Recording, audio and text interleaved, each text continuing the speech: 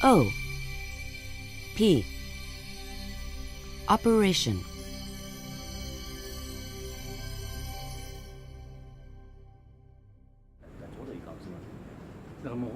川崎教授の今回の研究最大のテーマは、あの見えない雷、ステップとリーダの全貌を捉えることです。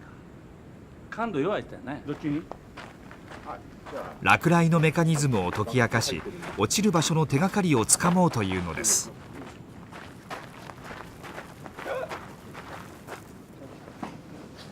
そのため NHK 取材班と協力し、新兵器を使います。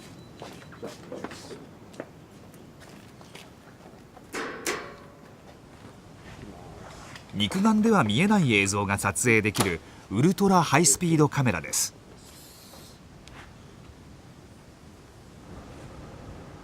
このカメラで撮影した映像がこちらです。シャボン玉が割れる瞬間。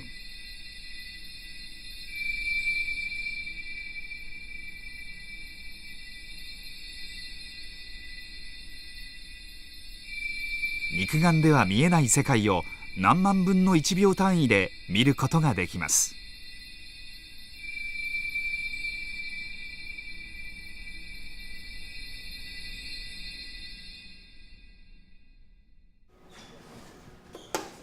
このカメラを雷の発生位置を特定できる川崎教授のアンテナと接続します。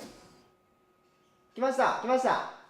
アンテナが雷の発生場所を感知すると、カメラの録画スイッチが自動で入り、見えない雷発生の瞬間を撮影できる仕組みです。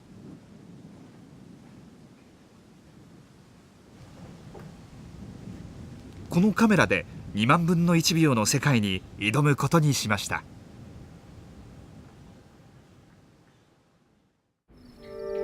Q Quest。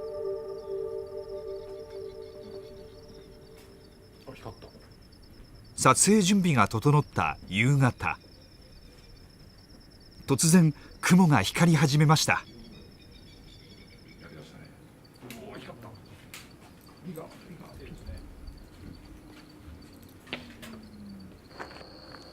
取材班は急いでカメラを構えます。分かった、あそこか。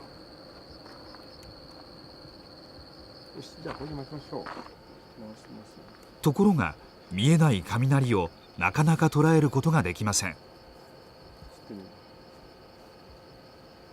なり遠すぎるから見えないのかな。なんか一瞬真っ白に光りましたけど。2万分の1秒の映像を捉えるには、雷までの距離が少し遠すぎたようです。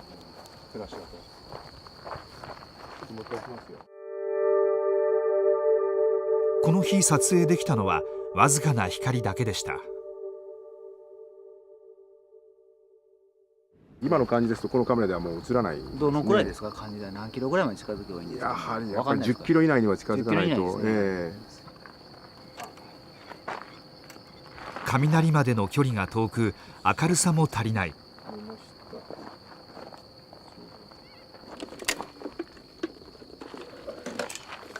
取材班は雷撮影の難しさを知りました。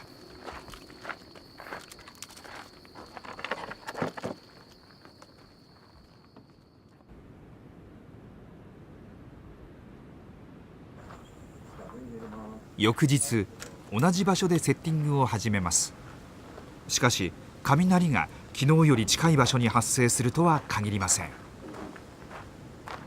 あれいいか分からへん。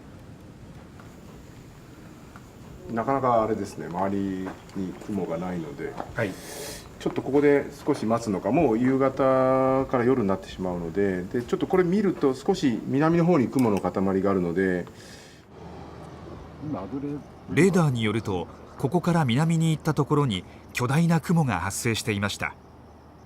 川崎教授は大胆な提案をします。そうですね、もう15分前のデータなので、来そうなところに飛んでいって待つっていう作戦でやってみるのも一つかなという気がしますけど、だからもう二者択一ですよね。だからもうそれはもうある意味表現悪いけど一か八かっていうね。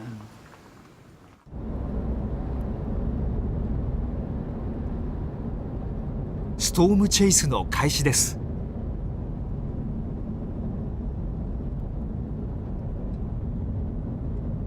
南に走ること2時間、ついに積乱雲を捕まえました。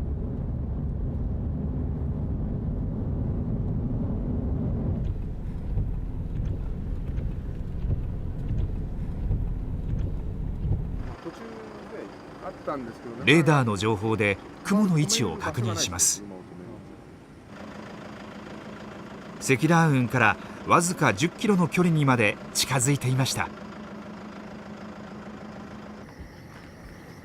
撮影開始。明るさは十分です。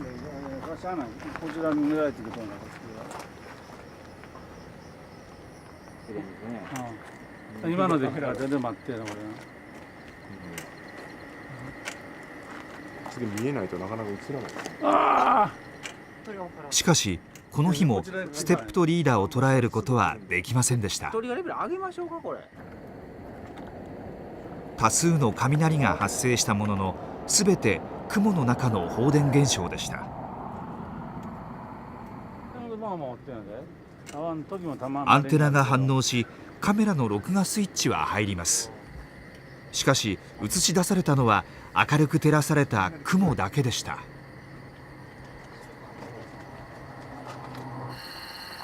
取れる可能性っていうのは今日の観測では分かりません。